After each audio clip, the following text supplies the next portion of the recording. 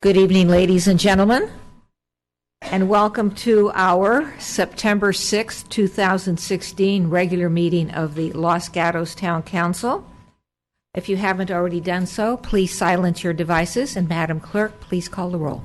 Thank you and good evening. Councilmember Marcia Jensen. Here. Councilmember Rob Rennie. Here. Councilmember Steve Leonardis. Here. Vice Mayor Mariko Sayak. Here. Mayor and Chair Barbara Spector. Here. Please stand and join me for the Pledge of Allegiance. I pledge allegiance to the flag of the United States of America and to the republic for which it stands, one nation, under God, indivisible, with liberty and justice for all.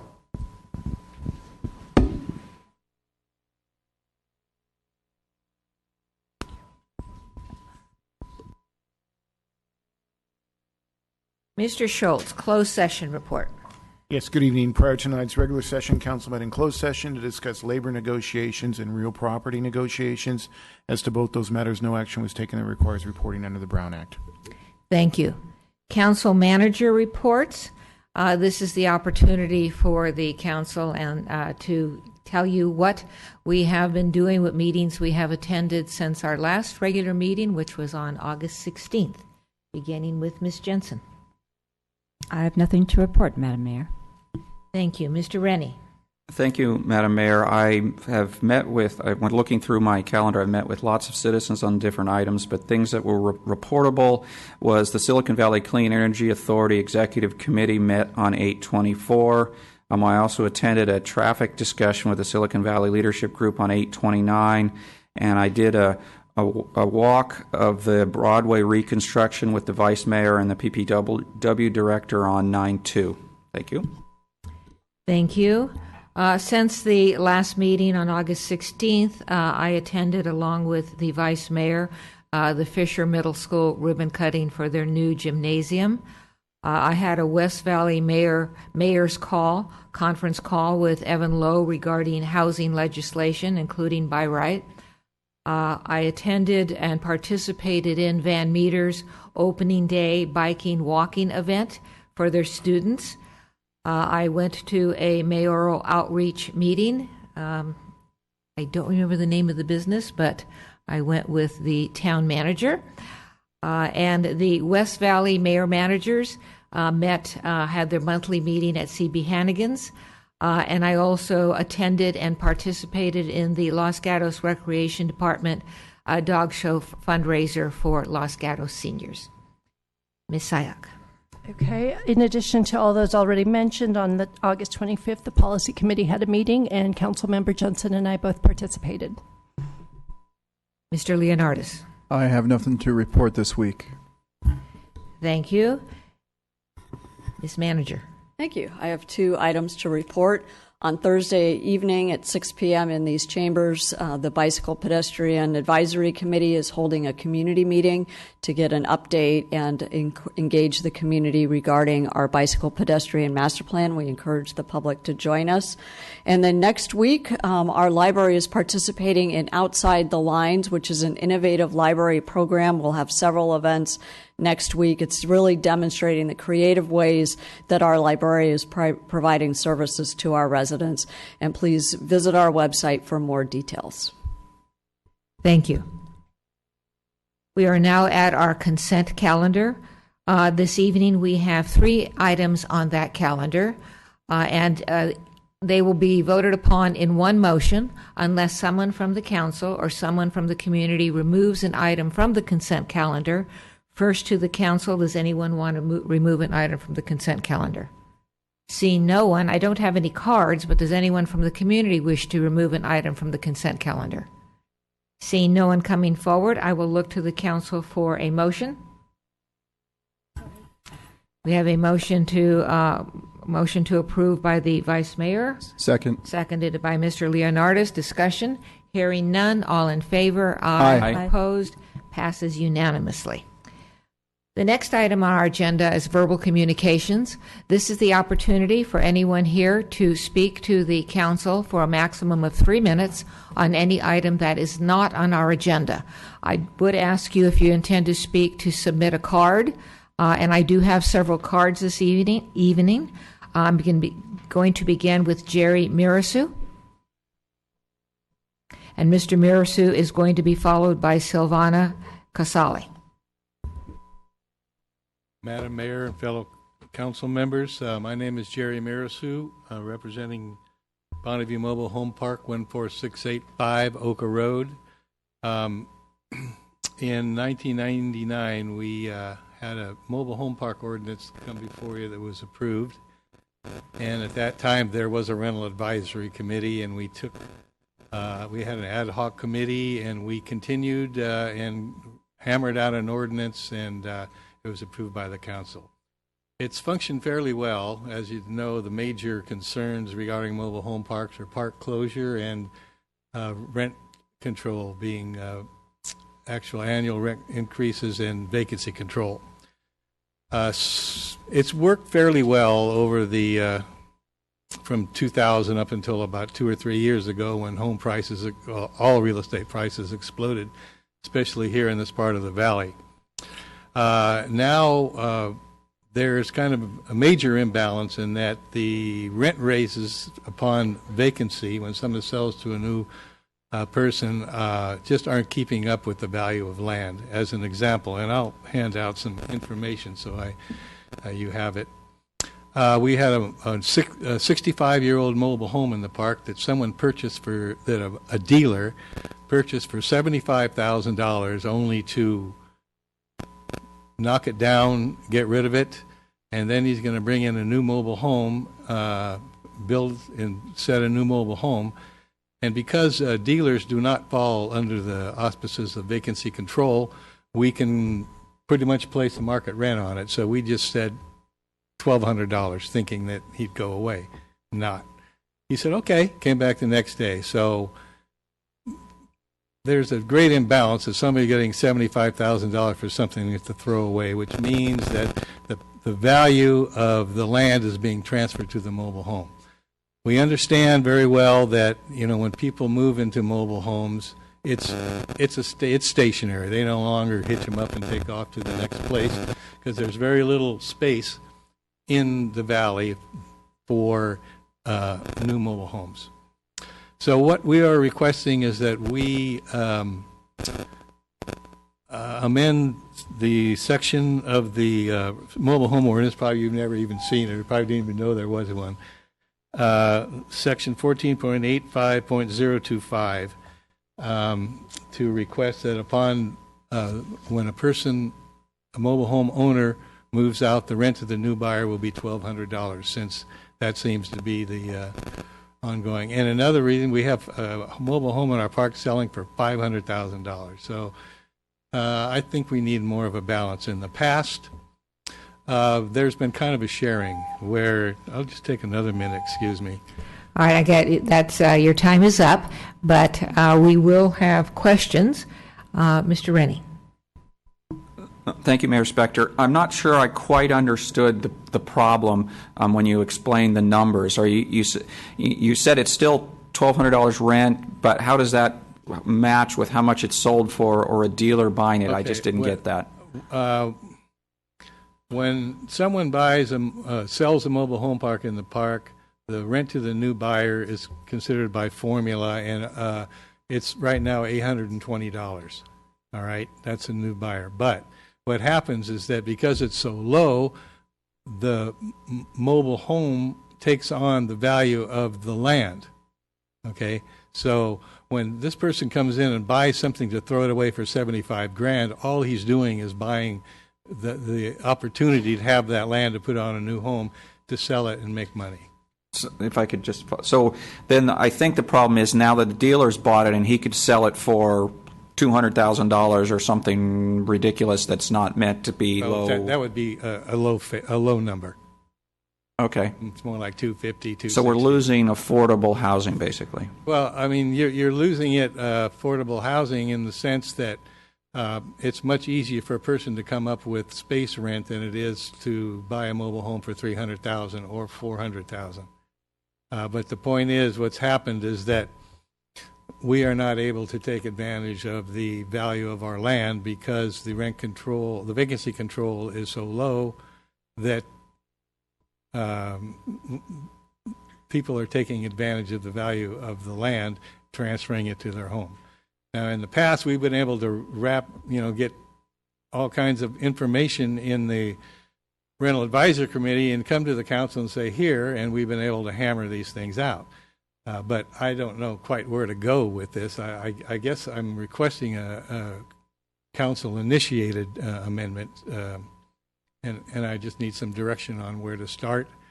And I have, like I say, I have information in here that'll, it's thumbnail, but it's precise, and you'll get the point. Thank you. Ms. Sayak? Madam Mayor, if I could just ask staff, this is an area that I'm unaware of. Could one of your staff just follow up with the gentleman and figure out how to navigate through our own processes? Yes, we could certainly follow up. I just want to remind the council, though, that there are other pending ordinances that are also not on our work plan. So at some point, we will need to look at priority setting. Sure. Thank you. And I do want to put on my agenda with the town manager this item for discussion and for possible agendizing, but at least a minimum of discussion. More questions for the speaker? I guess that's a no. Any other questions for the speaker? Seeing none, thank you, sir. Ms. Jensen, question? Question for the staff. If the council were interested in looking at this, where would it start? Would it start at policy committee, general plan? Where would it start?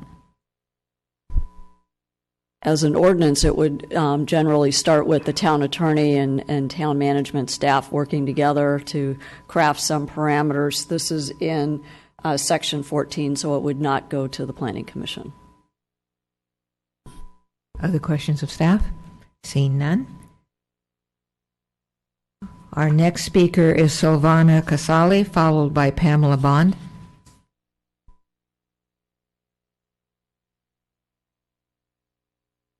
Hello, thank you. There are 6 of us here tonight regarding the same topic, so I don't know if we can speak consecutively, but I guess that's 18 minutes. And I can give a brief history about what we're here for. Yeah. A second, and I do appreciate it. So you have 6 of you, and you're all going to talk on the same subject? Well, we all are here regarding the same subject. I don't think everyone wants to speak, so 1 or 2 people may want to pass the minutes to our representatives. I'm not sure. I can't speak for everyone, but I can give a brief intro as to why we're here. Why don't you do that? We won't start her time yet until she actually starts speaking. And also, if other people are going to say the same thing as you, they may just want to raise their hand so that we can be efficient. So go ahead. Thank you. Okay. So I moved to Phillips Avenue 2 years ago, and I immediately noticed a tricky, dangerous street to get across, which is right where South Kennedy meets Kennedy. And I wanted my son to bike to Van Meter. I have 3 children, but my youngest would be biking to Van Meter. So I biked with him a lot every time. And there's it's impossible to cross. So everyone who jogs or walks that area, they stop, they look, because there's a curve on the right, a curve on the left. It's a blind area. So people make a run for it. And, we joke that you have to cross yourself and run really fast. So we invited Mayor Spector to come see the spot, and she came out 3 weeks ago or so. And a couple of my neighbors are here also to speak about it. So it's making it really dangerous. We're trying to decrease traffic, get our kids to bike to school. My son's now at Fisher. He's a 6th grader. And I take him down to that intersection just so I can halt traffic if need be, so our 4 kids can cross, because they bike together. But 2 years ago I started this with emails, with questions, because I was new to the community. I met the sergeant there on the site. He came. He was very nice. He looked. He said, yep, you're right. It's dangerous. Then people eventually sent me to Matt, the relocation specialist for our town and streets. And he came. He looked. He was very nice. He said, great, can't put a crosswalk here, because he's afraid it will create too much sense of security if a child's in the crosswalk, which I understand. So meanwhile, Pam, my neighbor, and Jessica, my other neighbor, have been diligently helping us come to the council to explain to everyone why is it so dangerous and what does it look like. So Mrs. Bandy, Jessica Bandy, took pictures. She can show you. We invited Mayor Spector to come and look. And Pamela actually took a survey of people. So in this week, we had 20 people write her back and say, This is a horrendous intersection. It's very dangerous. Every time I jog that loop, I don't know how to cross. So that's why we're here. And I would let my minutes go to my next neighbor if I can. Well, you can't do that. No, but let's okay. see if you have questions. Okay. That's it. Trying to get Thank a lot you. in quickly. Thank you very much. Okay. While we have Pamela Bond coming up, I do want to ask staff, after I met with the neighbors, I did relay that information to Ms. Pravetti, and what, if anything, has occurred since then? This is exactly the kind of information that we need for our bicycle pedestrian master plan. So I would encourage the community members, if they haven't already done so, to fill out the survey that is available online, so that way we can identify this intersection. We expect that the plan is going to identify a lot of places in town, including this one, that could definitely benefit from some physical improvements. And once that plan is done towards the end of this year, the council will be able to prioritize all of those improvements and determine which ones they want us to include in the next budget cycle. So we don't have this in our program right now, but the good news is we are doing a master plan so we can capture these ideas and figure out what the best solution would be for this particular area. Thank you. Pamela Bond, who will be followed by Jessica Bandy. Thank you. So I wrote up a really quick survey and sent it out last week, and I put some signs up at the crossing area to try and get neighborhood responses and see if people are really concerned about it. And we got 25 responses in 1 week of all of our neighbors who either have children that they have to try and walk to school, or bikers or joggers. It's a really popular loop to take, and a lot of people go by. I live on Millrise Way on Phillips, off of Phillips Avenue, and we have walkers and joggers and bikers going by all the time. And everybody's crossing Kennedy Road at this really dangerous spot, but that's the only place to cross. And so some people said, and also elderly, we've seen there are a couple of elderly people that walk regularly across, and the cars have to stop to let them across. They can't run, and so we're worried about that. There are blind curves in both directions, and there's only a sidewalk on one side of the road, but we have to cross the road to get to that sidewalk where it's safer to walk. Some suggestions that people had from the survey were speed bumps, which, I'm just presenting these ideas. So speed bumps, more pedestrian-friendly signage, a flashing crosswalk seems to be what the majority of people are thinking would be the safest thing, and also speed limit checks and enforcement. And we're hoping that maybe there might be something in the short term that we could do, even if it's something that we have to do ourselves, that would help the situation, because we're nervous every day that we cross the road, basically. And unfortunately, it took Silvana mentioning it on Nextdoor for anybody to think, oh, we could maybe do something about this. So I wanted to thank her for that. That's all I have. Question, Ms. Sayak? I don't know what if you're reading from the 25 comments, but do you have something that you can turn into us? And then, Ms. Pravetti, if I can give that to you for inclusion for the BPAC.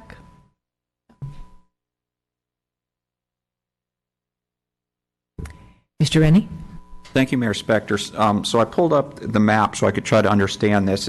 I think what you're saying is there's people that are walking down South Kennedy from Phillips, and when you get to Kennedy, you have to cross the street there where all this curve is. And especially if you're biking to school, you want to cross and be on the correct side and everything. And that's really what the problem is. Do I have this correct? Yes. Okay. Yes, yeah. Thanks. Other questions? Seeing none, thank you, ma'am. Jessica Bandy, who will be followed by Jeff Lockridge.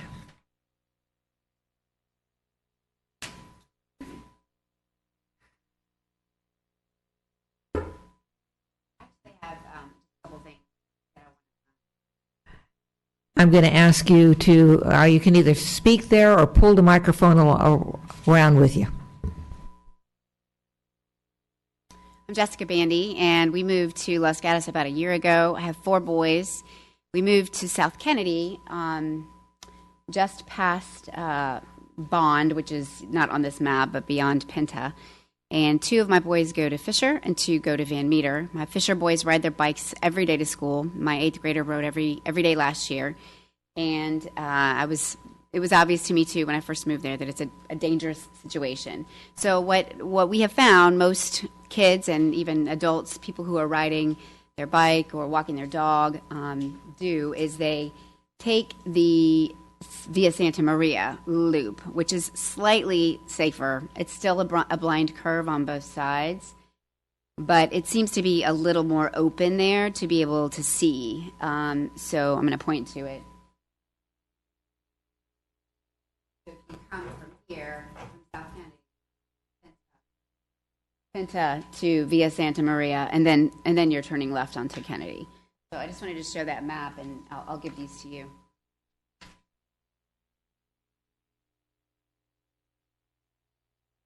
This is the Google map showing the same intersection. And you can see that it's a big, it's a big curve. South Kennedy comes in.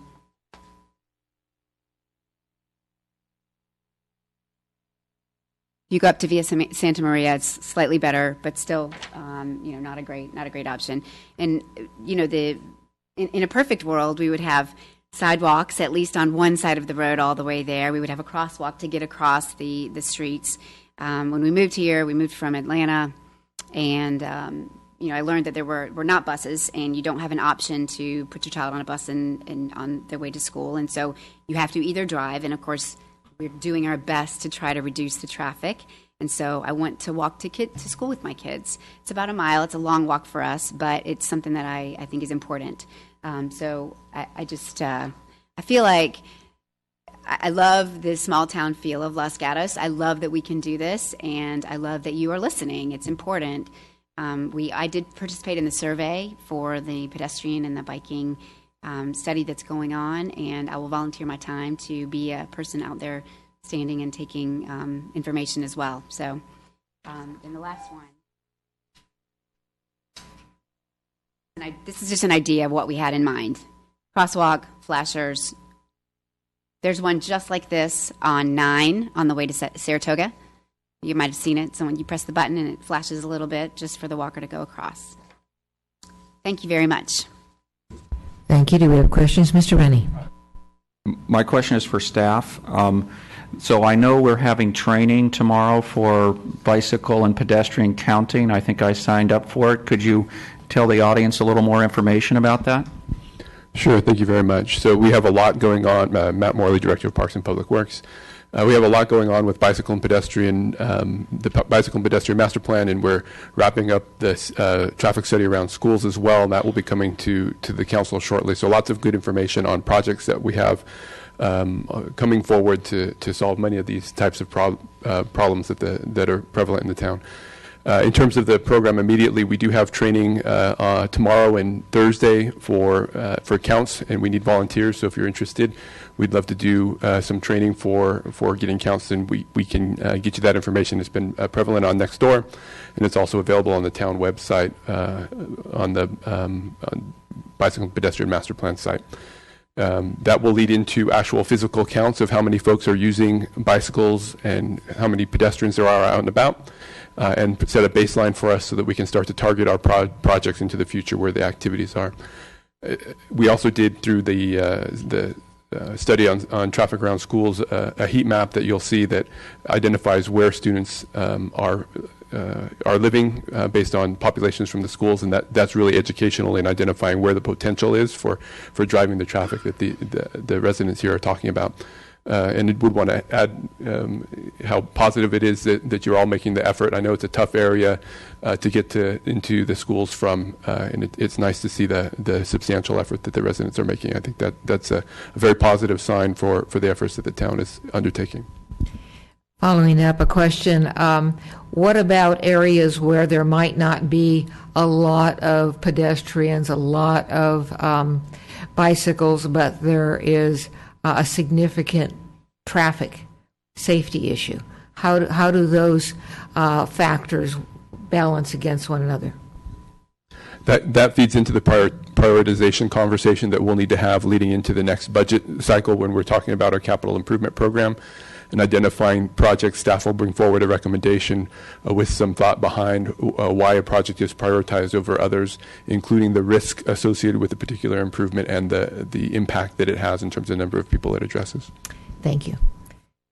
Our next speaker is Jeff Lockridge, followed by Jennifer DeWinter.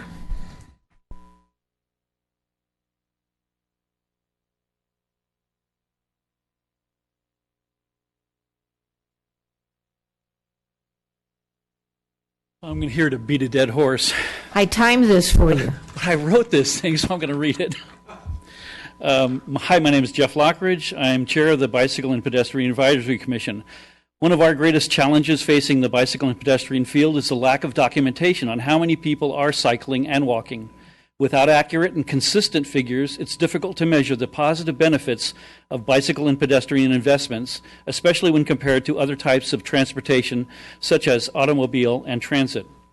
Bicycle and pedestrian counts are used in order to determine existing travel patterns and demands, identify corridors where current use and potential for increased use is high, track trends over time, evaluate the effectiveness of programs and/or facilities to promote walking and biking, for examples before and after studies, improve pedestrian and bicycle safety, and evaluate the impact of different design treatments, identify locations for pedestrian and bicycle facility improvements, and design appropriate treatments, measure demographic changes as facilities that increase user comfort and attract a wider range of pedestrians and bicyclists are developed, assess future pedestrian and bicycle travel demand, and prioritize bicycle and pedestrian improvement projects. The town needs volunteers to help collect bicycle and pedestrian data, which will be included as part of the town's first bicycle and pedestrian master plan. Help Los Gatos become more bicycle and pedestrian friendly by signing up as a volunteer, so please register today. This will be for Count Volunteer. Training sessions will be held here in the Town Council chambers. Data collection locations will be assigned at the training session. Volunteers must be of high school age or older, and for more information, contact the Parks and Public Works Department, PPW at losgatosca.gov, or 408-399-5770. Also, on Thursday night, as was mentioned, the Bicycle and Pedestrian Master Plan outreach meeting. The town and the town of Los Gatos and the Los Gatos BPAC will be hosting the second community meeting on the development of the Los Gatos Montessorino Bicycle and Pedestrian Master Plan on Thursday, September 8th from 6 to 7:30 here in the Town Council chambers. Preliminary recommendations on future bicycle and pedestrian projects, policies, and programs will be presented. Attendees will have an opportunity to provide comments on the recommendations as well as suggest additional projects, policies, and programs that will support bicycling and walking in town. In the same meeting, we will also be discussing the Safe Routes to School Final Phase 1 draft report. We will receive a staff report on the Safe Routes to School study, which will function as important basic input to the Bicycle and Pedestrian Master Plan, and the public input is very welcome. Thank you. Questions? Seeing none, thank you, Mr. Lockridge. Jennifer DeWinter, who will be followed by Derek DeWinter. Or together.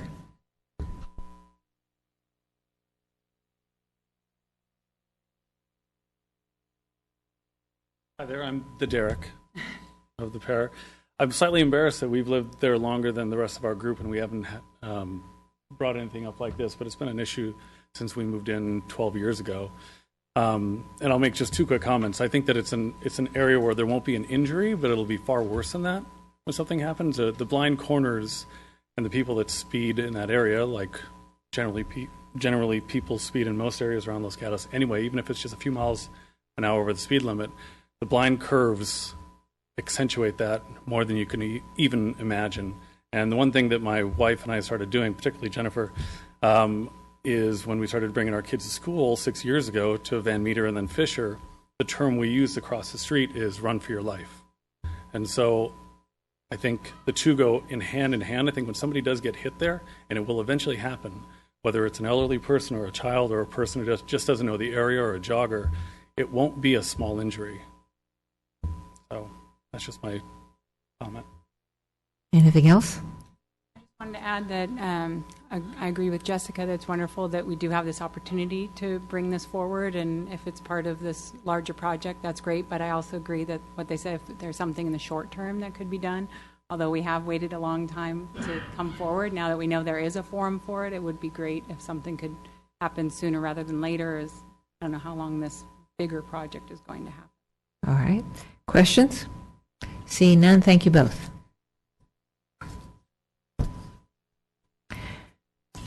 Bruce McComb, followed by Keith Janowski.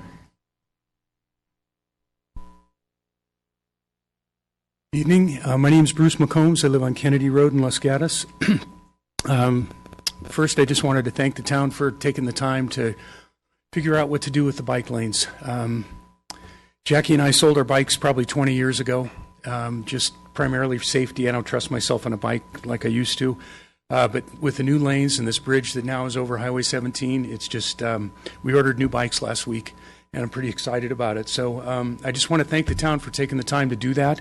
Another thought that's come to mind now that I've heard people talk on Kennedy, I've lived in our house on Kennedy Road near Teresita for the past 40-something years, and things have changed. I'm very grateful for the stop sign that was put in at Longmeadow. That's really made a difference. But the blind turn that they're talking about, just on Monday, I was just driving my regular route. I know it by heart. And as I came around the corner right where they're talking about, someone was dashing across the street. And I thank God I saw him. It was a split second.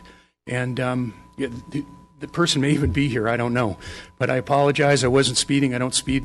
But it was a close call, and so I really would appreciate some attention being given to this area, and also the stretch between Longmeadow and Teresita. I'd love to look at that. There are people that walk in the area there that the road's a little bit narrow. I doubt can be anything done, but at least maybe, Matt, I could talk to you about that when you have time. And finally, I just want to thank Mr. Lockridge. If I could get your information, I'd really like to be part of that bike committee you're putting together. That sounds good. So thanks. Thank you. Last card I have, Keith Janowski. Hi, good evening. I'm Keith Janowski. I live on South Kennedy, and I echo my fellow neighbors' comments about the bike lanes as well.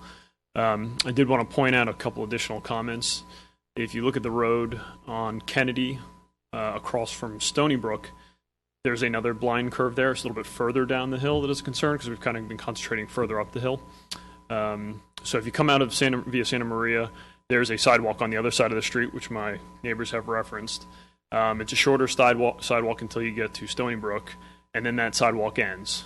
And then you have an opportunity to then cross back across the street to go hop on another sidewalk, which is now on the south side of the street, which is closer to where Vista Del Monte is and over there.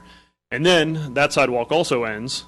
And then obviously if you want to be doing the right thing and be a bicyclist and be on the same side of the road as traffic, you'll then have to cross the street again.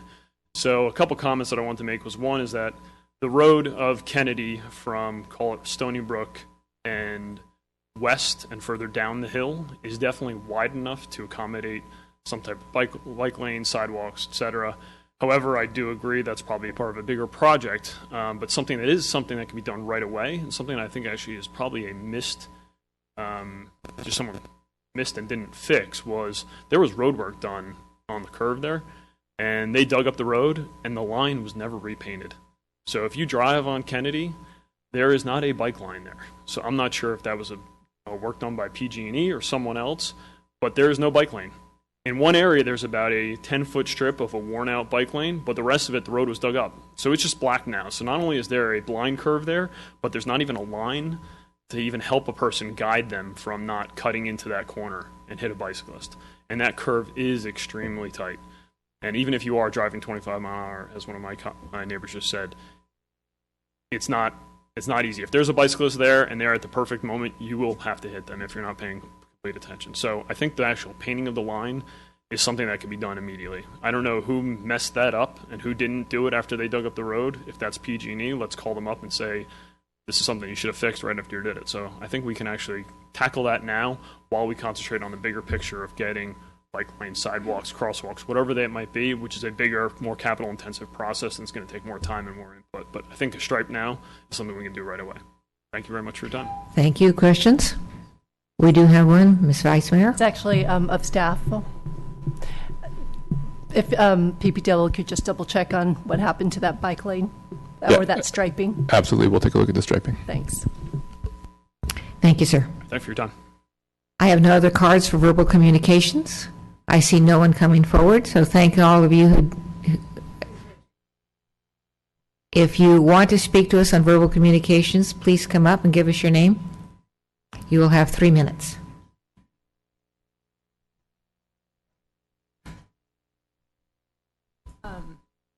So my name's Georgette Harrell. I actually live in Surrey Farms, so the maps were up, but my children don't have to cross across South Kennedy, but that doesn't mean we don't go up that way a lot to walk. But just kind of all of you have families, and safety comes paramount to anything else. But I moved from a community on the East Coast a couple of years ago, and a child was killed in a bad intersection. That's what it took to get it. And the community was told no in advance, and this child died. Sure enough, within 2 weeks, something was put into place that was crosswalks, and this isn't a crosswalk intersection, but it was an equally dangerous intersection. So, in your hearts, remember that real lives do get lost, and it took a no and then a death, and then all of a sudden. So, the entire corridor there is falling apart. I know it's slated slated to be redone, and it's been postponed several times already. It was supposed to be done in 15 and 16, that whole corridor. So, when you prioritize your projects, just think about the safety would be my request. Thank you, everyone. Thank you. I see no one coming forward. I see no questions. I will now close the verbal communications portion of our agenda, and we will now go to other business. We have one agenda item on other business, number 4, approve the basis of design report from Wilsey Ham on the Almond Grove Street rehabilitation. Let's wait just a second and allow everybody who wants to leave, and then staff report, please. Good evening, Mayor and Council members. Lisa Peterson, Town Engineer. I'm here tonight to recommend approval of the basis of design report by Wilsey Ham for the design of the remaining 8 concrete streets in the Almond Grove, and we are also requesting direction on project bidding.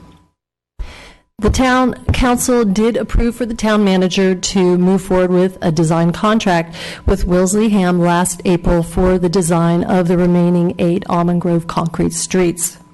Wilsey Ham has been moving forward with that design. They are using previous direction that was provided by the Council on that design, and that is summarized in your memo tonight. The basis of design report that Wilsey Ham has provides recommendations for pavement structural section. It looks at the utilities. It makes recommendations for new curb and gutter and driveway approaches. It also provides a 35% construction engineer's estimate. And the information that's in the basis of design report was summarized in Council's memo, and additionally, you did get that Wilsey Ham basis of design report attachment as well. So Wilsey Ham's design recommendation is basically very similar to Broadway and Bachman. There is a small change that they are recommending for the pavement section. They are recommending that we use cement-treated soil along with base rock underneath the concrete pavement section. Broadway and Bachman only have base rock. Cement-treated soil is when you take the existing soil that's on the project, you mix it with cement, you add some water, you compact it, and it hardens. And the reason they're recommending that is to try to minimize on-haul and off-haul of material, to additionally try to expedite the construction, and also hopefully to lessen the cost. So in addition to the basis of design report, I also did want to highlight 2 other project elements. So the first project element I wanted to highlight are the asphalt areas that are currently within the council-approved Phase 2 limits for the Almond Grove. So if you look up on the screen, you can see that the orange streets are the Phase 2 Almond Grove streets that we are moving forward with the design on. And the three circled areas, those three circled areas are locations where the street is asphalt and not concrete. Now, staff is moving forward with designing these for concrete, and also we will be including these in the construction project. So we will be changing these out from asphalt streets into concrete streets. We previously did have the cost for this included in the Almond Grove budget, and the total cost, we believe, for reconstructing these sections of asphalt streets into concrete streets will be about $450,000. Now, the second design element that I wanted to highlight and have a discussion with council on is the project bidding. So we had previously discussed options regarding the project bidding with council, and one of those options is to bid all 8 streets at one time.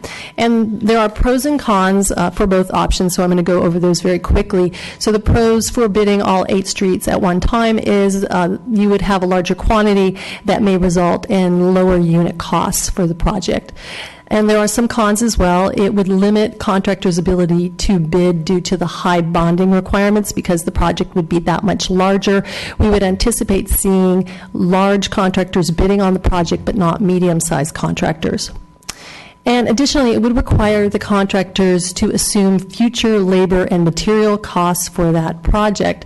And because we are seeing very high costs right now in both labor and materials for construction in the Bay Area, we do have some concerns that contractors would overestimate what those future costs would be.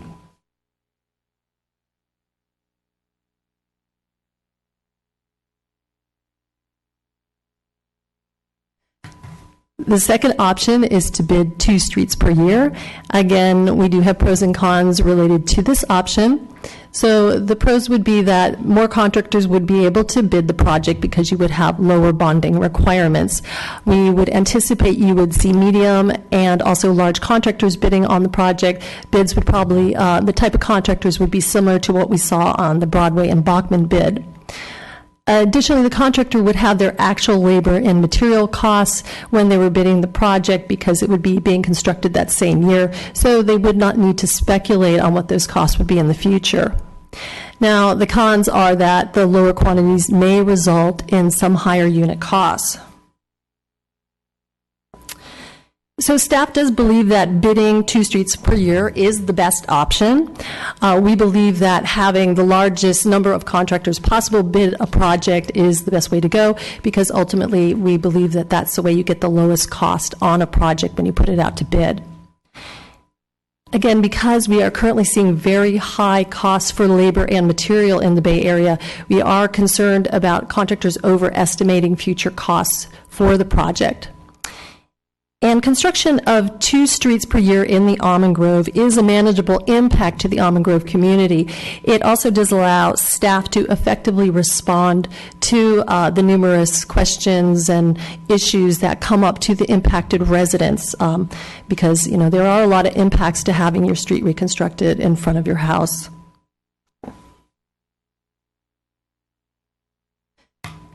The anticipated schedule for the Almond Grove Phase 2 project is that we would be completing plans and specs by the winter of 2017. We would come to council to ask for approval of the plans and authorize the bidding by spring of 2017. Construction in the summer of 2017 and completion of those initial streets by fall of 2017. And that completes my presentation. I'm here to answer any questions that you may have. Thank you. Ms. Jensen. Thank you. If you could go back to the slide indicating the street portions that are asphalt.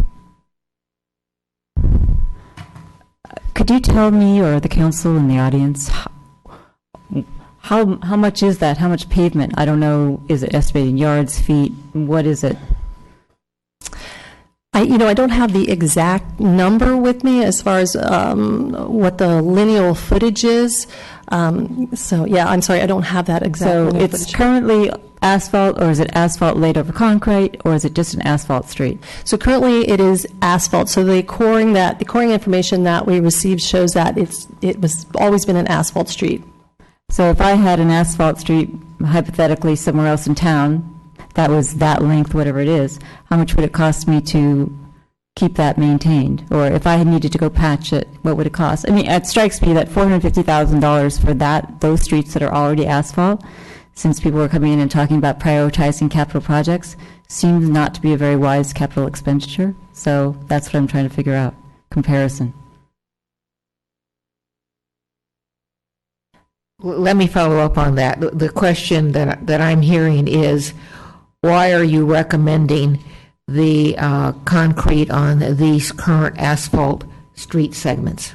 Thank you. So I don't know that we're recommending it. I think that this has always been included in the project since 2010 when the conceptual design report was put out.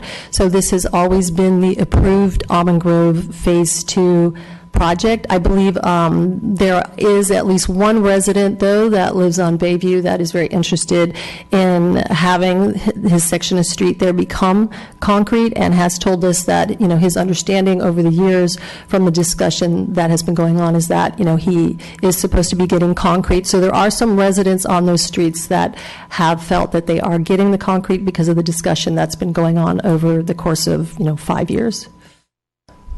Mr. Rennie. Thank you, Mayor Spector. I had several questions, but maybe I'll start with that one. Are you sure that there isn't concrete under those? The Bayview, when I look at the cracking patterns on the asphalt, it looks like there's slabs under it, and it looks like concrete should continue. So I'm really surprised when you tell me there isn't concrete under it. So Bayview, we have a core on Bayview, and at that core, at the location they took it, did not show concrete underneath. This was from when they were running the conduit. This is from just recently in the basis of design report. Okay. Can I go to another question? So I had a question. The current contractor, they call themselves VC, that are doing Broadway and Bachman. I've been out there watching them, probably 3 times a week, and they're doing, I'd say, an excellent job at being very efficient. And I've heard nothing but good things from the neighbors, how well they work with the neighbors. Everybody's really happy with them. I realize you have to award to the lowest bidder, but I wouldn't want to exclude them because they were too small. So my question is, if we were to try to bid 8 streets, are they too small to get bonding capability to bid the project? They are one of the larger contractors, so they would bid probably either way.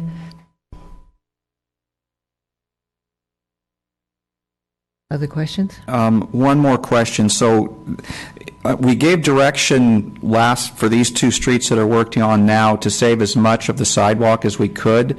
And, after taking my walk, it seems like a mistake to save as much as we have. We have strange sections where, it looks discontinuous because the new sidewalk has an extra liner strip, and then there isn't one in the old section. And some of it looks like it's going to fail and not that far in the future. And I've talking to some of our town staff that have been out there, it seems like we're not really saving very much money because they've now had to adjust the height of the new stuff more to match leaving the old when they wouldn't have had to do that. So my question is, on the current design that's going forward, what are you taking that same direction to save as much concrete, and can we possibly back out of it to be a little more reasonable?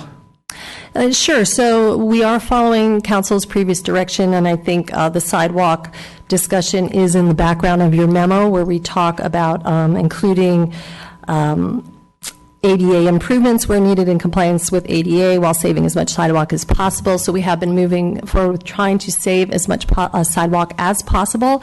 Certainly, it's up to council's discretion. I mean, council could direct staff to try to remove and replace sections as needed from our level in the field to address conforms or aesthetics or areas that we feel may, fail 3 or 5 years in the future, and that would, be up to council's discretion and decision. One last question. So this week sometime we got an email from Mark Millen asking about, please don't save concrete on on Bachman, which they're in the middle of, because it will look funny. Since that project's already going, I assume we, council, couldn't really change our direction for that one. We could only do it for the future coming one.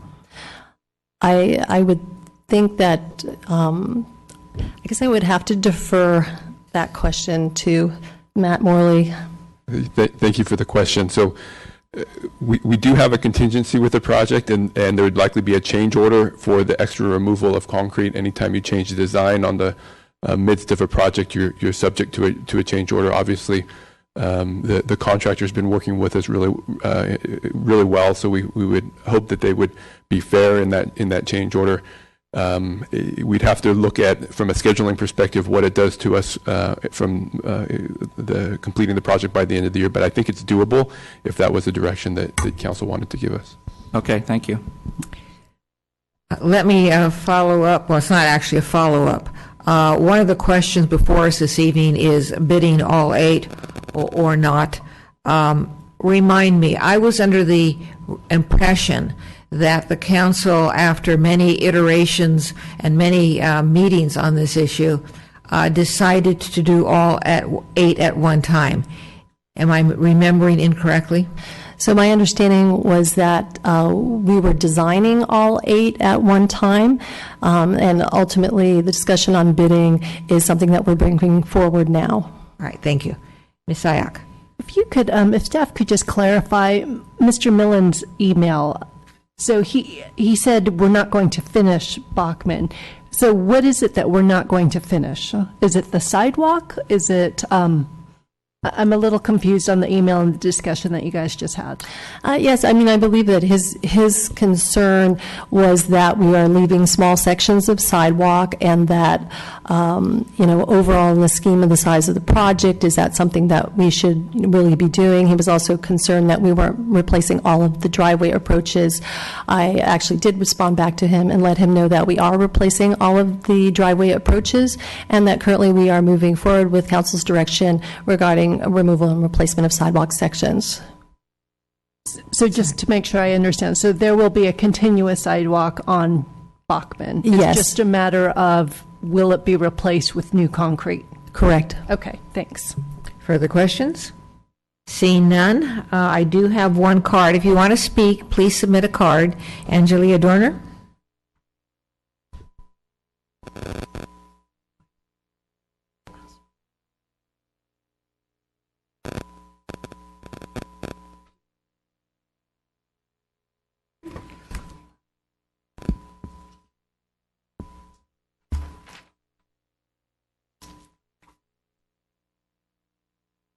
Hello, Angelia Dorner, a proud resident of the Almond Grove.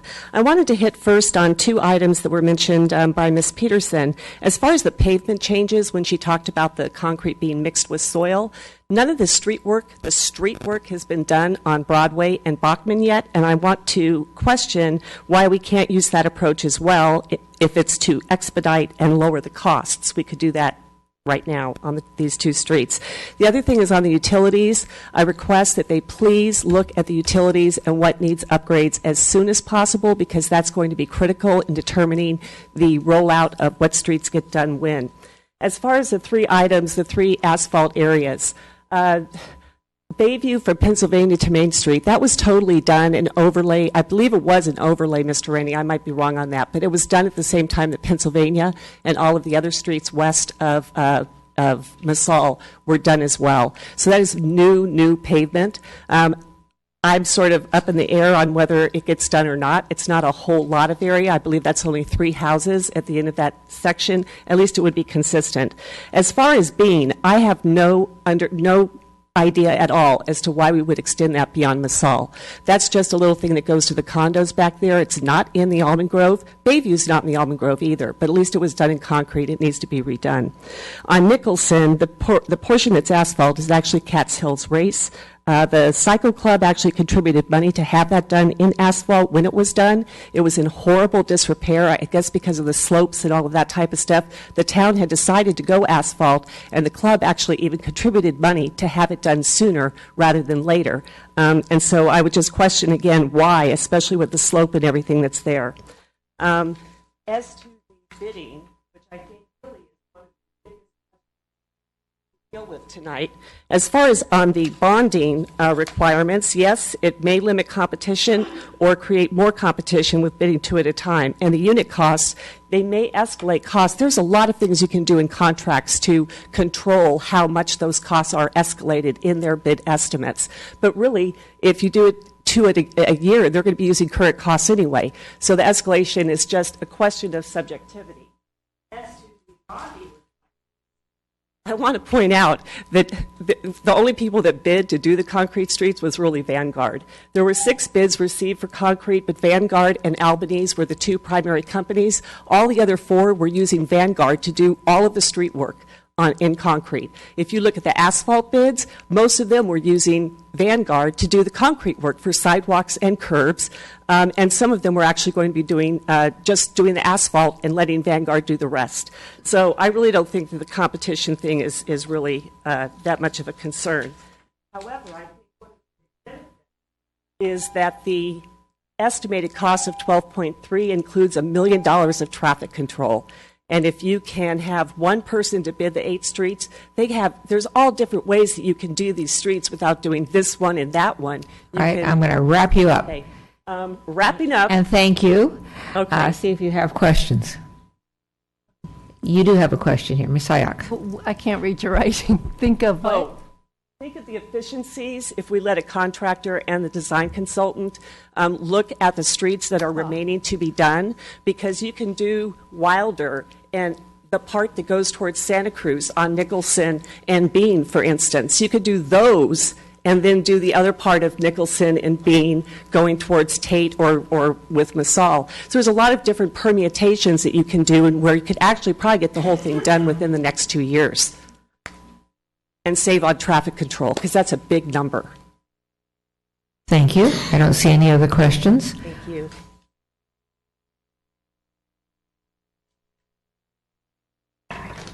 This one? Yeah. All right, Sandy Decker. Hi, Sandy Decker, 45 Glen Ridge. Could I have the picture of the asphalt versus isn't asphalt up? Oh, you're good. Oh, sorry. Okay.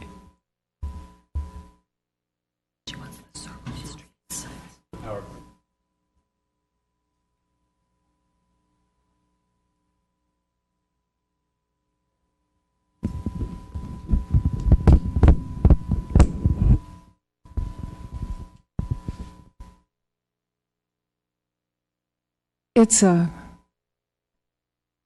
very basic map of the area.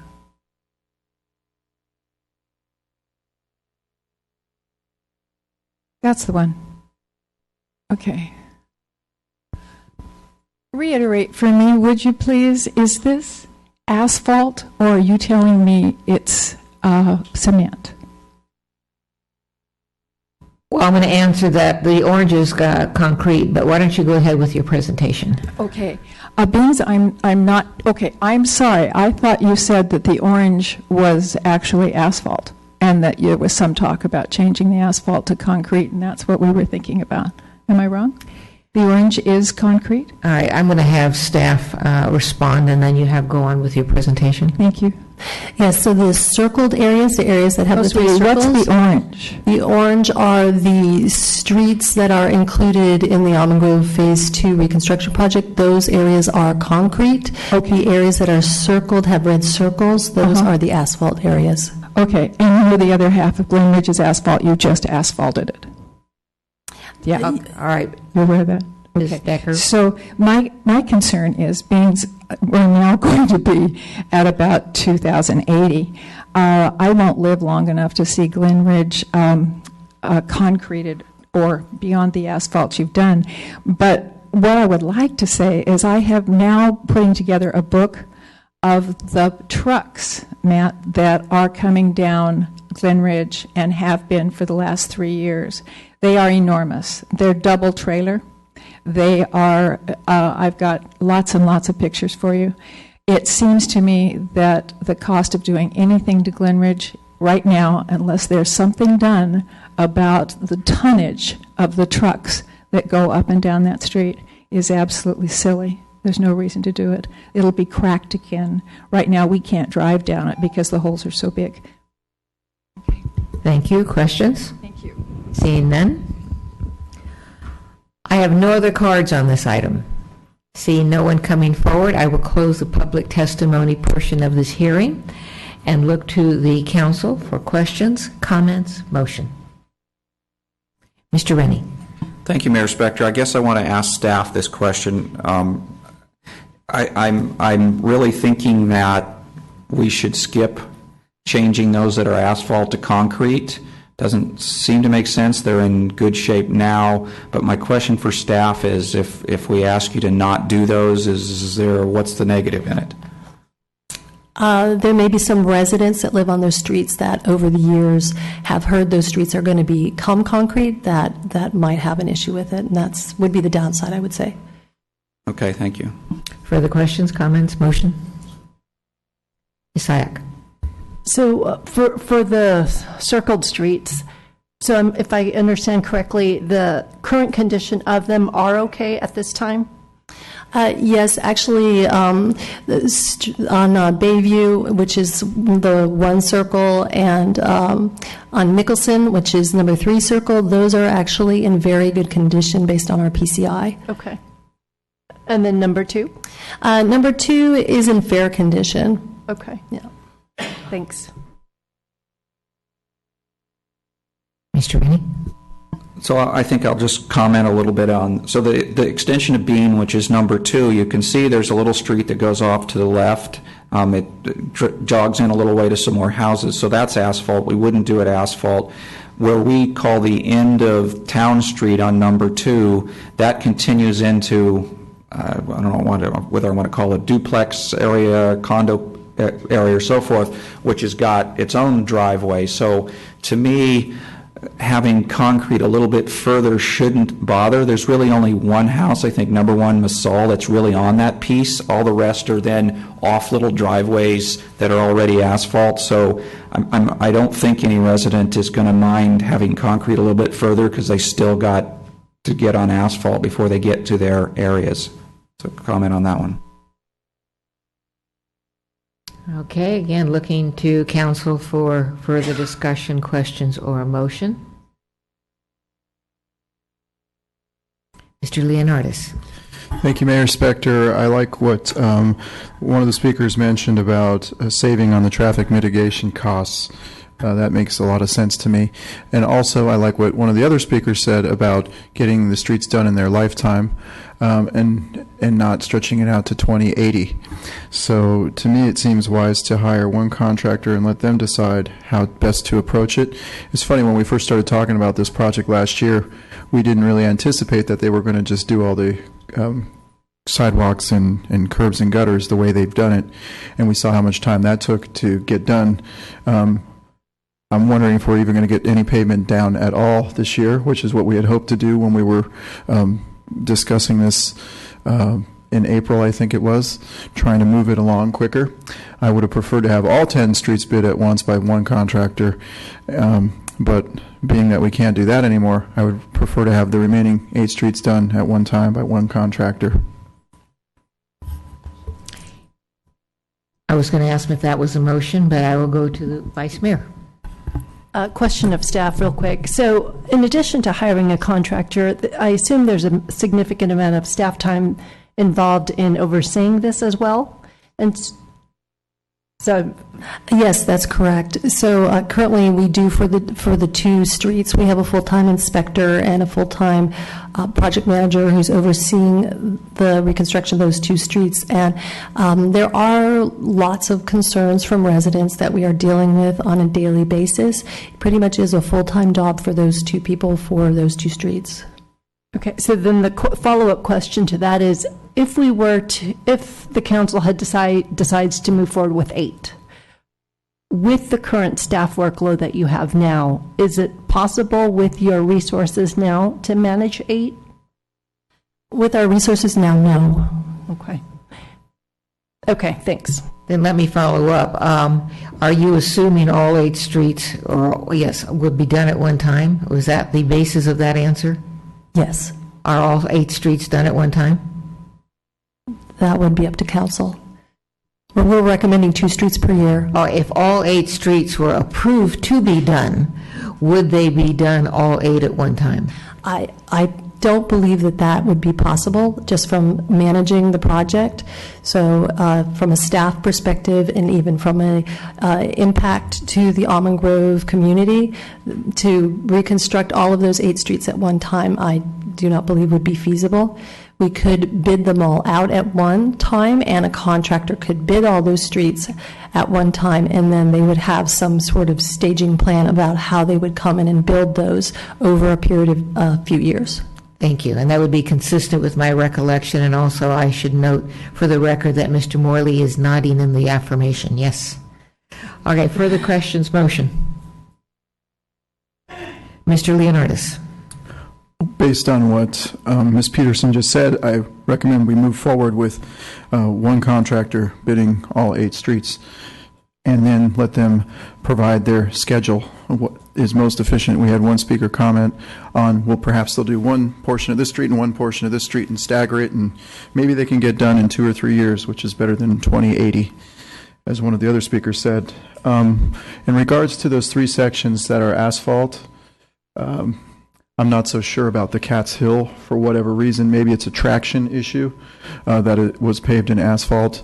But the portion at the end of Bayview, I have received correspondence from a resident that there seems to be some kind of a transition problem in front of their house where the asphalt meets the concrete, and they wanted that to be addressed.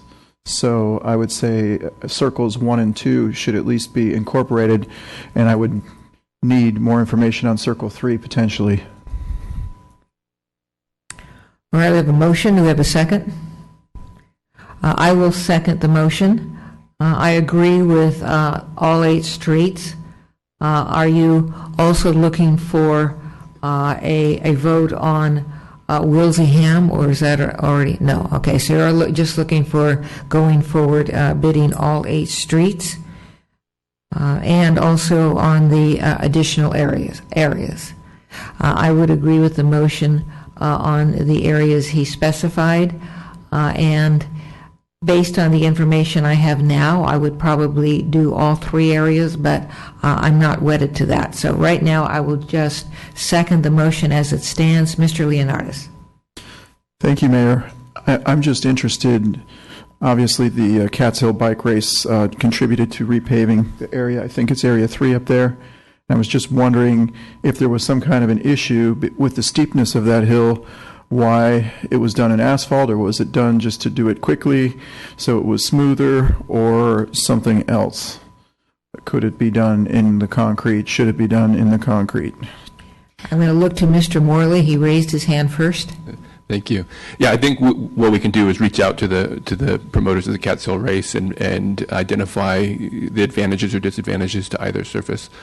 I'd like also to make note that we will be coming back to council with the design once it's fully complete for council's approval, and to address bidding it at that time. So there is one more step in the process. We do need council in order to bid a project. We do need council to see the full design of that project. We're at 35% now. So you're giving us direction at this point is to move us from the 35% design to the 100% design.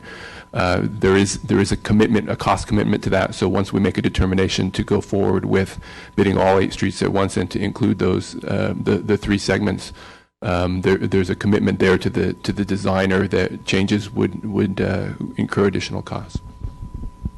Further discussion? Mr. Rennie. Thank you, Mayor Spector. So I'm not sure what you just said. Are you saying you don't want this motion to tell you how to bid the streets? Telling us how to bid. All of this information is exactly the information. It's a perfect discussion what we were looking for out of the agenda item tonight. So this is the opportunity to set the basis of design, which gives direction for Wilseyham moving forward from the 35%, which is a very preliminary look at the project, to the 100%. So the conversation is perfect in any direction on the design as we're discussing it tonight that the council wishes to give. We are open to receiving, and that's the point of the conversation. Follow up on that, if I could. Mr. Rennie? Is there any reason we can't bid 8 streets and 2 streets? Is there a lot of extra work to prepare the RFPs or so forth for that? Yes, I actually did discuss that with Wilsley Ham, and they would be looking for in the range of $50,000 to $60,000 to do both, to bid it both ways. Okay, thank you. Ms. Jensen? I just want to understand whether the motion that we're voting on now allows us to get the information regarding the Cat's Hill, or are we going to be locked into a particular pavement surface? I think you could give us direction on working with Cat's Hill if it's a significant impact from that perspective. We could go that direction. If it's not, you could give us direction now on which way would be the default, or we can bring it back to council. Ms. Jensen? So a question for the maker of the motion as to what was intended in the motion. All right, Mr. Leonardis? Thank you, Mayor Spector. I'm glad Councilmember Jensen raised this point. If it's a matter of that the reason it was paved in asphalt was a quick fix, and they contributed to that in order for their bike race to happen without people getting hurt and stuff, that was very kind of them. But for permanence sake, if we would like to keep consistency throughout the neighborhood, I would like the information to be brought back that it can be done in concrete, and to reconfirm that there's no issues with safety or traction or anything like that. That it indeed was, we can afford to throw some asphalt down you for a quick fix in order to have our bike race, and that's why it was done that way initially. We can move forward with the vast majority of the project and bring back that particular conversation, even on as a consent item, to let you know where we're at. All right, and as the seconder of the motion, I need to have a better understanding, because what I would do is I would get information from the Cat's Hill people, and if they needed asphalt for some bicycle-related purpose, then go with that. But if they don't, go with concrete. Maker of the motion, is that part of your motion or not? That is correct. I mean, ultimately, I would prefer concrete. I would prefer it would be consistent. But I do recognize that the street is very steep, and it covers a very short distance, very steep. So I was just wondering if there was some other reason that asphalt was considered at the time. So that would be the information I'm looking for. But preferably, all of it gets done in concrete and gets redone. All right, and I agree as the seconder of the motion. Further discussion? Mr. Rennie. Thank you, Mayor Spector. Question for staff. I would like to ask the maker of the motion to include something like ease up on or go wiser on the saving of concrete. What would you need for that to mean something in a motion? So again, I think the council could direct staff something as, remove and replace sections of sidewalk as needed to address conforms and aesthetics while working to minimize additional project cost, maybe something along that line. Okay, I will like to ask the maker of the motion if that would be okay to add. All right, well, the question is out there, and the maker of the motion may or may not choose to address it. As the seconder of the motion, I would not be inclined to second that. Further discussion? Ms. Sayak. More question of staff. Forgive me because I'm getting lost here. So number 3, circle 3, we're going to ask Cat Hill, the bicyclist, right, if there's a reason why asphalt, if there's a preference. What did we decide with number 2? Currently, is it in the current specs for them to continue this on in asphalt, or do we have opportunity now, in concrete, or do we have opportunity to weigh in on whether that should remain asphalt? So we are moving forward with the circled sections 1, 2, and 3, designing and ultimately building those in concrete. It's certainly up to council's discretion if you wanted to make a motion to have only 2 of those areas reconstructed in concrete, or all 3 of them, or none of them. That would really be up to council's discretion how you would want to move forward. Okay, and so if I may follow up with area, Circle 1 and Circle 3, where the PCI is very high. Does that weigh in on when those streets will be actually constructed? Is it a chance that because they have higher PCIs with those asphalt that they may be later on in the scheme of the 8 construction? My biggest concern is, are we wasting money tearing apart streets that have recently been done just to make them look like the rest of the other streets in concrete? And do you have a cost comparison of what it would be to maintain it in asphalt versus how much it would be to rebuild it in concrete? So to answer your first question, when we go to rebuild, let's say, Bayview or Nicholson, the contractor will come and rebuild the entire section of street. So they wouldn't come in and just rebuild the concrete section and come back at a later date and do the asphalt section, because there's issues with the type of jointing that's going on, and in some areas, especially around the intersections, they are putting in some rebar. So they wouldn't be able to do that one section and then leave the other section out. So the streets would have to be done all as one.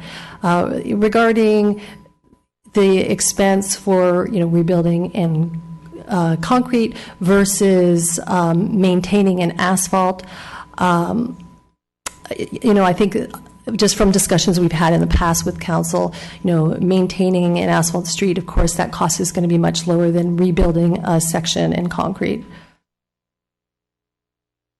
Ms. Jensen. Follow up to the Vice Mayor's question. I think what I heard you to say is that essentially we didn't have any choice about at least areas 1 and 2, because once you reconstructed it in concrete, you were going to have to do those other sections. Did I hear you correctly? I'm sorry. Let me clarify. So what I'm saying is that if we are going to rebuild the entire section of Bayview as a concrete street, we would do it all at one time. But we could just reconstruct the section of Bayview that currently is concrete in concrete and leave the area that is asphalt as asphalt. Ms. Jensen. Final question. Do you know whether reconstructing a concrete street right next to an existing asphalt is going to damage that asphalt such that the PCI would be essentially lessened by the construction?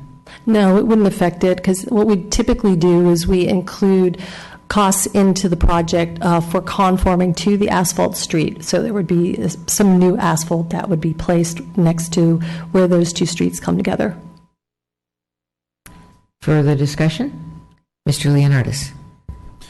Thank you, Mayor Spector. There was a comment by one of the speakers about Glenridge and how it also transitions from concrete to asphalt, yet there doesn't seem to be any plan about transitioning it back to concrete. Is it possible to get information on how much that would cost as well to bring it back to its original state? Yes. Thank you. Mr. Rennie. Thank you, Mayor Spector, for just thoroughness. In your staff report, you say that it's staff's recommendation not to place any more conduit in the almond grove. If that's not included in any motion, are you just going to assume that that recommendation is accepted? Or do you need further guidance? Unless council, wanted us to move forward in a different way on that. As we mentioned in the council report, we were able to get Zayo Group to come in and place an empty conduit for us on the east-west direction in the almond grove. Otherwise, we would have made a recommendation to come in and place an empty conduit in the east-west direction in order to allow pass-through conduit through the almond grove in that direction. But since we were able to get the fiber optic company to come in and do that, again, they were not required to do that. But we were able to work collaboratively with them, and they did ultimately agree to do that, so that empty conduit is now there, and therefore our use, so now we are not recommending any additional conduit. And so my question was, if it's not in the motion, then you are assuming you can go ahead with that recommendation. Okay. That's correct. Thank you. Further discussion? Seeing none, we have a motion and a second. Mr. Leonardis, did you want to speak? No. All right. I'm going to call the question. All in favor, aye. Aye. Opposed? We have one, well, I guess I better do it by show of hands. All in favor? That's 4. Against? Vice Mayor, motion passes 4-1. Thank you.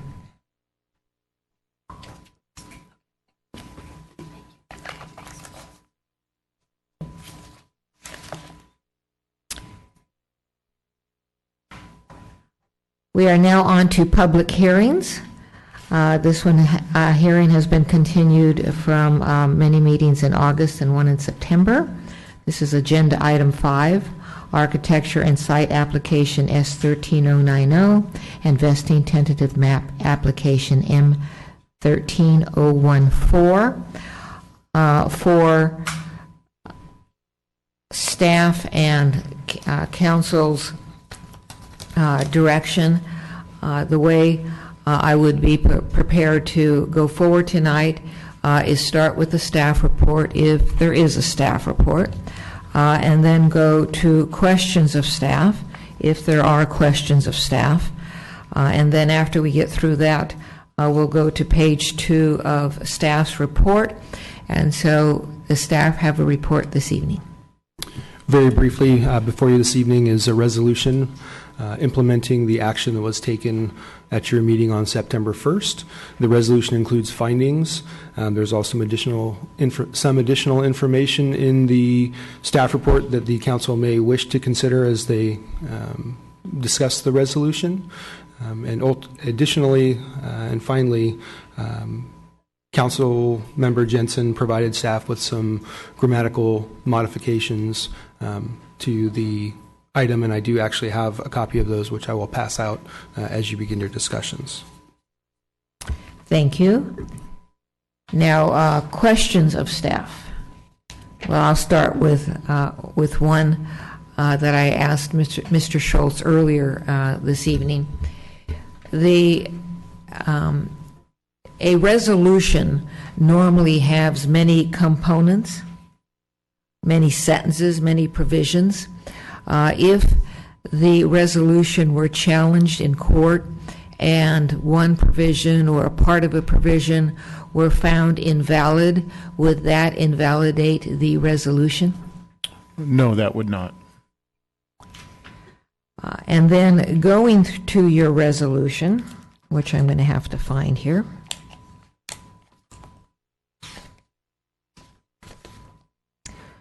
On page 1 of the resolution, you make references made in the second whereas to an EIR that was prepared, and on January 20th, 2015, the Town Council certified the North 40 specific plan in compliance with CEQA.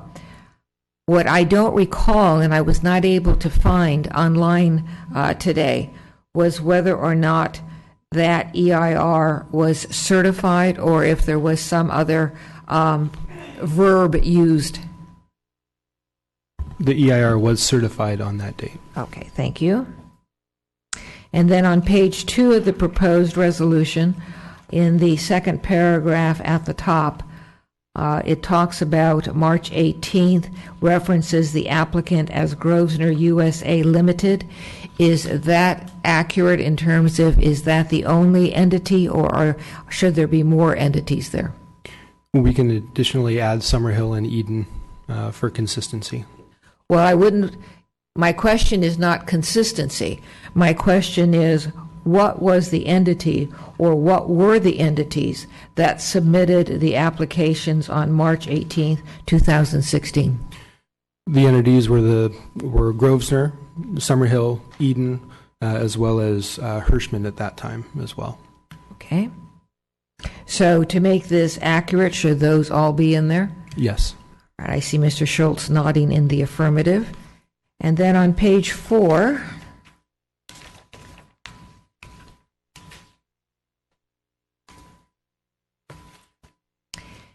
the second whereas, it talks about the council continued this matter to September 1st, 2016, and then says the council continued its deliberation.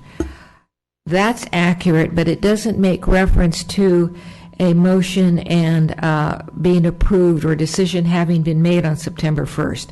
Was that unintentional, or is it intentional, and if so, why? It was not intentional, and we could add something in there to the fact that on that date the motion was made, and so we could add that information that's in the staff report on the exact motion that was made. Thank you. All right, those are all my questions. So before we go to the next phase of this, does any other person have questions? Ms. Jensen. So a couple, thank you to the staff. I did do some editing along the lines of the mayor. But the mayor did mention, with respect to the paragraph, which I didn't include, regarding the September 1st meeting, I did ask, and it was included in the draft that was distributed, the actual motion and vote of the Planning Commission, and it seems like that should be included, the actual motion and vote of the Town Council, as the mayor just indicated. I had given the paragraphs different numbers, but in the part that the mayor was talking about. And then I had a more generalized question for Mr. Schultz. And the question is, I understand that the resolution reflects all of the actions of all of the bodies that have considered this. My question is, legally, does the resolution need to reflect what actually occurred with respect to the motion that was made for the denial? Or, as the staff report is indicating, can the Town Council include other things that weren't necessarily part of that motion, including those things suggested in the staff report and those things suggested by the lawyer for Ms. Barbara Dodson, because we have two Dodsons involved, that is suggesting additional findings that weren't part of the actual motions made? So I think the suggestion by the mayor is an excellent suggestion on putting in the exact motion after that, next to the last whereas, as to the exact motion and vote that occurred at your council meeting on September 6th. So that's reflected in the resolution.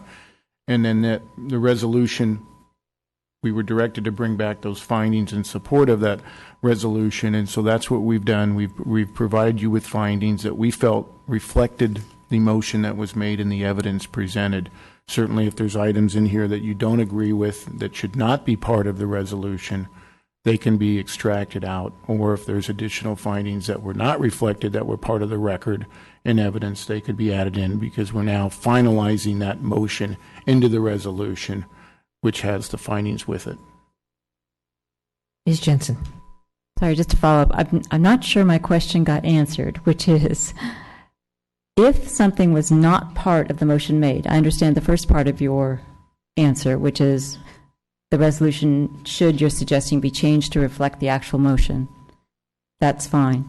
But I'm trying to understand if there's so for example, the things that are suggested in the staff report or the findings are part of the record but were not included in the motion, so I could see where they're part of the record, but what's the basis for including them in the motion, number one? And number two, if there's an independent submission of suggested findings, as we got from the council for, I'm going to again say Ms. Dodson because that's how it's identified, what's the basis, if any, for that to be included in the motion, or would that just be an independent submission that becomes part of the record? Well, it certainly is part of the record, so it's an independent submission that will be part of the record. But again, the resolution is in front of you now, so the council can add or subtract anything from it. Even though the motion was made at your last meeting, it's back in front of you for final action on the resolution. And so that final action can be made by a majority to either include or not include anything, even if it was or was not included in the original motion. Okay, just to beat a dead horse here, so I understand. The resolution can say something independent of what was said at the hearing in support of the motion on September 1st. Yes, the findings are back in front of you. Okay. All right, let me see if I have any other questions. I don't, but before I go on to our next step, does any other council member have questions of staff? Seeing none, we're going to go to page 2, which sort of dovetails with questions were asked by Ms. Jensen. We're going to go to page 2, but before we do that, clarification. We have the red line version from Ms. Jensen. We just got it a few minutes ago.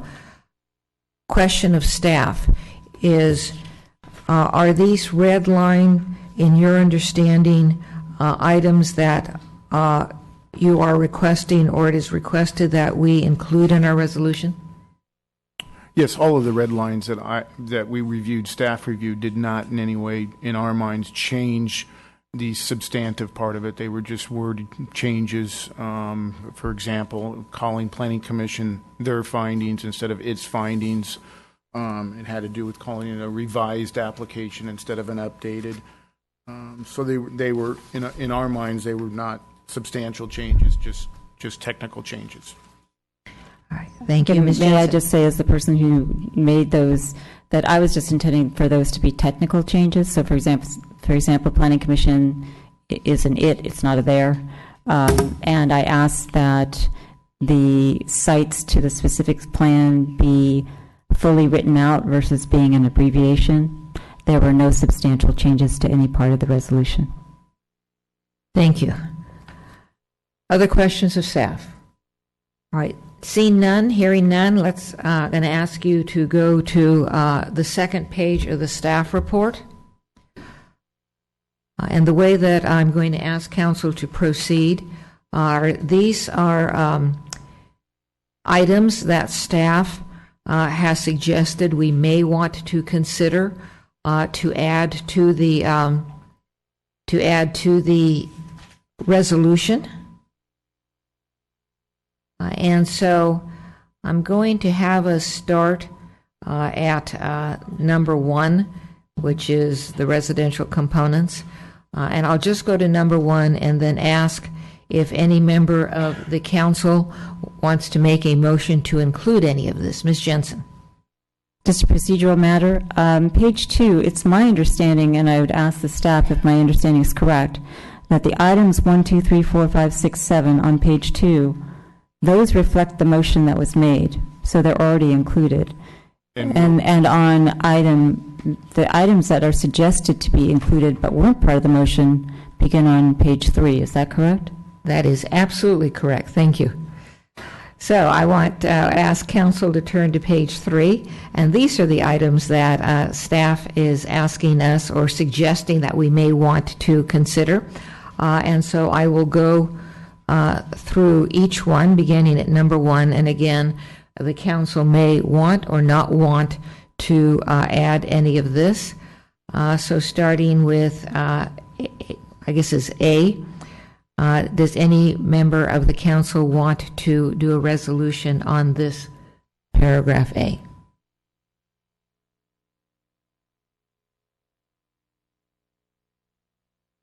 And then I had a question on this. The substance of this is generally adding adding other elements of the Planning Commission's decision. Question of staff: isn't that already included on page 3 of the draft resolution? And the answer to that is yes. Okay. All right. So I'm saying we can skip that one because it's already there. Ms. Jensen. This isn't a motion, it's an observation or a remark to the staff or the council. It strikes me that everything that is on page 3 is part of our record and minutes. And so I'm wondering why we would include that in a resolution, since the resolution indicates that the motion and the decision of the council is based upon the entire record. So certainly you can do that. We just wanted to make certain we tried to capture everything, and during your deliberations and during the motion, there were certain parts where these discussions were made. So we were trying to, since last Thursday, which was one working day, and today, try to get you as much information as possible. And a good example of this is during that motion period, I remember Councilmember Leonardis talking about the below market price program and that he didn't believe it was in part, and so we weren't certain whether that was part of the motion. It was difficult to interpret. And so that's why we've just given you the sheet to consider. And if council's fine with the fact that all of the evidence that was presented as part of your decision making, then the resolution's fine and you can vote on it now. Or if there's certain specific items that you felt were very important and wanted to point those out, that you could still add those to the resolution. So that was our thought process. Mr. Rennie. Thank you, Mayor Spector. Process question. I would expect before we get into kind of the sausage making of this, we would have had public testimony. Is there no public testimony on this item? The public testimony on this item was started and completed in August. Okay, thank you. We do not reopen. Thank you. All right, now I will follow up. I see that there's no one who wants to do anything with regard to a motion related to paragraph A. Paragraph B is the mayor's two motions from August 16th and the bases for those motions, which raises an issue. Much of what I had in those motions, almost all of what I had in those motions is actually contained in the resolution. However, there are two items that are not. So I'm going to ask staff, are you suggesting or is it appropriate for me to once again raise those issues, or are they part of the resolution, so to speak, just because they're part of the record?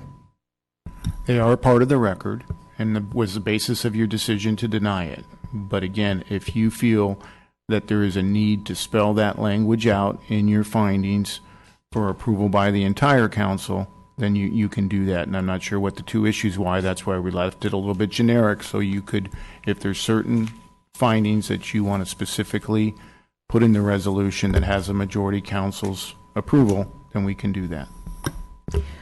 Are you making a recommendation one way or the other? No, I'm not. Right. Ms. Jensen. This is what happens when you get lawyers playing with this stuff.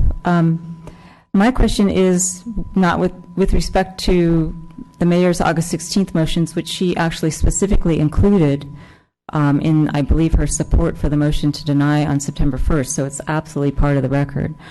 But with respect to anything further on those motions, or any other motion that suffered the same fate, because there were a couple of them, that were motions that were made and then failed for lack of a second, what weight, or do we care if there's any weight, just as long as those are in the record? Certainly from a judge standpoint, the first thing he'll turn to is your resolution and see what the exact findings would be. So they do carry great weight. What's listed in your resolution is where, if in fact this goes to litigation, that'll be the first place. But certainly the evidence in the record supports your decision and the findings that you made. Ms. Jensen. Just to follow up.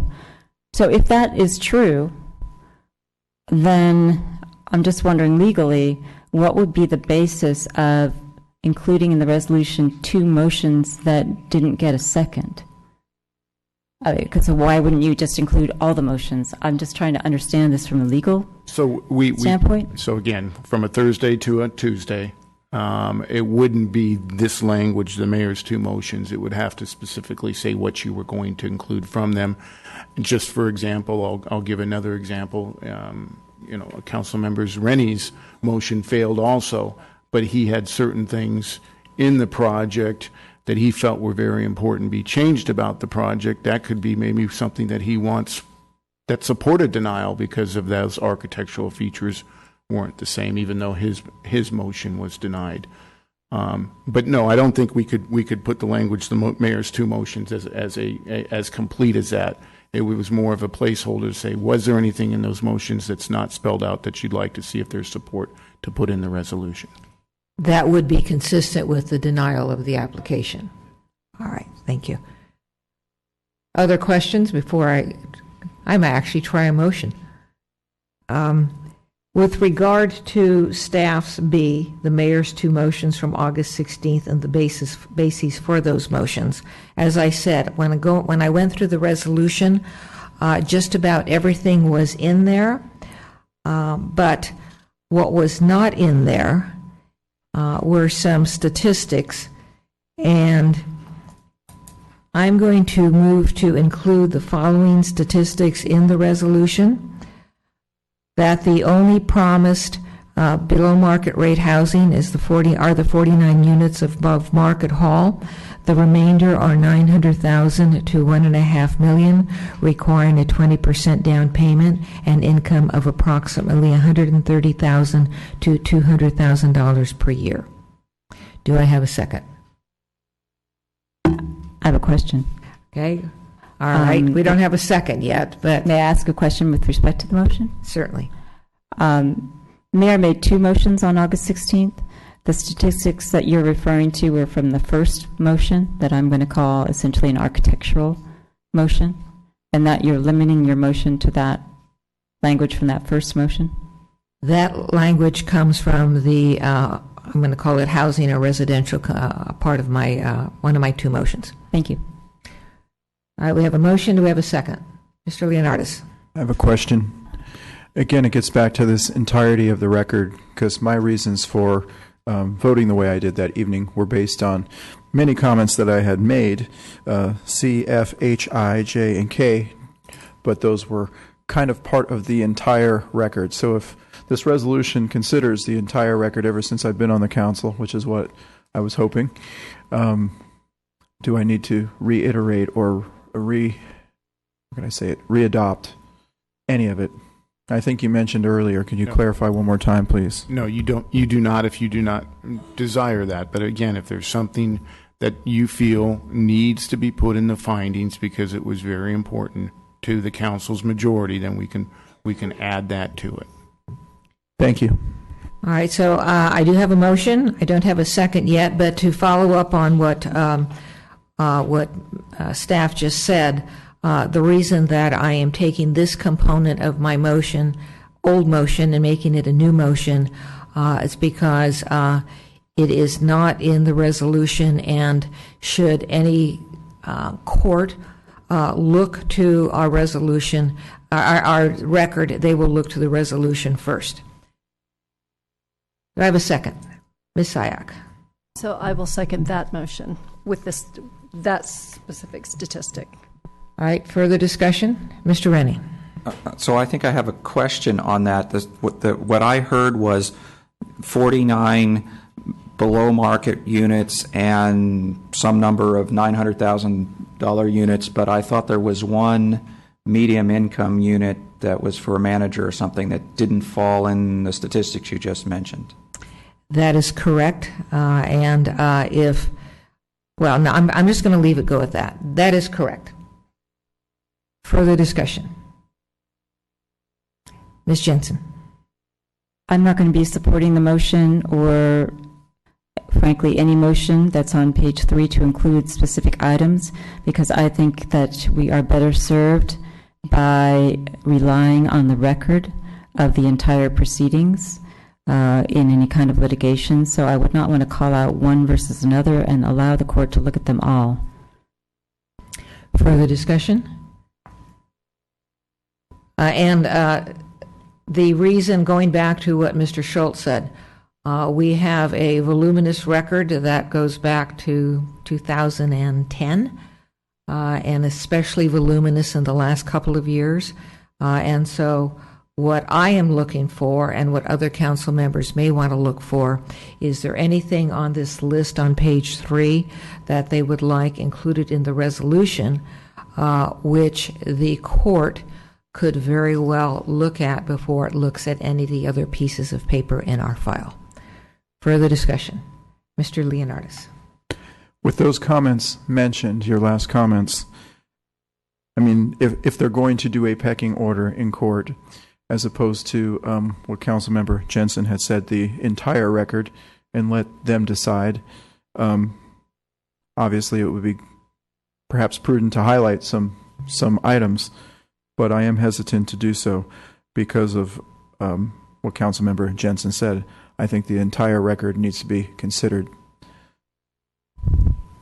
And following up on that, going back to staff, the staff is not saying that the court would not look at the entire record even if they looked at the resolution predominantly or first. That is correct. All right, further discussion. Seeing none, we have a motion on the floor. I'm going to do it by show of hands. All in favor? Opposed? The motion passes 3-2. Ms. Jensen and Mr. Rennie opposed. Continuing on with staff's page 3, we are now on C. Does anybody want to make a motion with regard to C? Seeing no one, does anyone want to make a motion with regard to D? Ms. Jensen. I do. I'm the person that mentioned the median price of the house. I said $956, and I've got my little paper with my writing on it that says $956, so the $965 is actually wrong. Unless I said it completely wrong for the record, but I don't think I did. I guess is there a motion to make to say the median price of a home is $956? No, I just wanted to make sure that if anyone was considering it, that the right number was in there, that what's in there now is incorrect. All right, thank you. So now we're on E. Anybody want to make a motion with regard to E? Seeing no one. F. Seeing no one. G. No one. H. No one. I. No one. J. No one. K. No one. And then I had a question. It isn't on this list, but as I was going through this list, I was comparing it to items that were actually already in the proposed resolution. And what I did not find in the proposed resolution was any reference to AB 2222. And it was something that was discussed in materials sent to us by community members and maybe even lawyers, I don't remember. Was that something that was intentionally omitted or what? No, we just didn't hear it during the actual motion hearing in your deliberations as a reason to deny the project. Okay. Ms. Sayak. Could you just remind me what AB 2222 was? I could if I went through my paperwork here. It has to, I'm going to ask staff. Does it have to do with the replacement units for potentially below market rate housing pre-existing? I'm sorry, I thought it was the one on the by right that was doing, so no, 2222 was the revisions that were undergoing for the size and type of the replacement. So it is kind of in there if you had found, but you're not including that one in there on it doesn't comply with the density bonus. That was one of your ones. That nobody picked up on. Exactly. All right. Further questions on that? Seeing no one, I am now going to take us back to the resolution, which is attachment 40. We've had some minor changes. We've had one motion. We've had redlining. And so at this point, staff, I will get to Mr. Rennie in a second. Is staff looking for adoption of the resolution or not? Yes. Okay. Mr. Rennie. Thank you, Mayor Spector. My question is, can I add things that weren't on your list, A through F or whatever it was, or request to add? Thank you for reminding me. My list here of things I'm supposed to pay attention to that I wrote for myself actually had this as the next item. So does anybody have any other items that were not included on page 3 of staff's report? Mr. Rennie. If I could start with a question of staff. I'm assuming that if there's any kind of, if there's litigation and we have some kind of what's the right term? Agreement, settlement. Will things that are in the motion have weight towards an agreement? Will those help to be considered in an agreement? No. Okay, thank you. Other questions of staff? Or does anybody have any motions that were not listed, again, on staff's page 3? Seeing no one, we now have the resolution before us, attachment 40. Do we have a motion? Ms. Jensen. I move that we adopt the resolution that's contained in attachment 40. However, I would like us to adopt the red line version with the corrected language that does not substantively change the resolution that was distributed tonight, and to include the statistics that the mayor cited with respect to housing and housing costs. Just to clean up, there were 2 other little items that were brought up, and that was adding the Summerhill, Hirschman as applicants, and then also placing the entire motion that was done by council at the previous meeting. Correct. To add to that paragraph that lists only Grosvenor as having submitted the plan in March of the year, I forget, and also to reflect the motion made in the complete motion and the vote of the council on that motion as was done with the Planning Commission.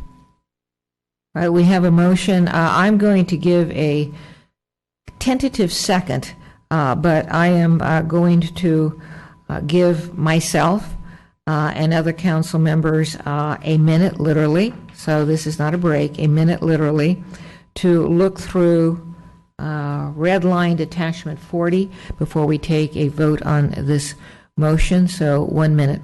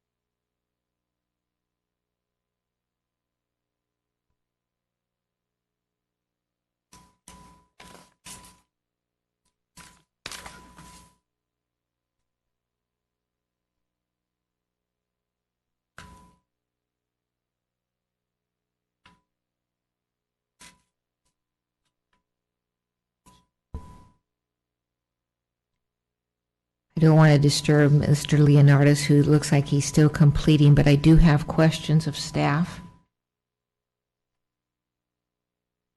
On page 3, there are about 2/3 of the way down. One of the additions is a reference to architecture and site character goals and policies. Section 3.1.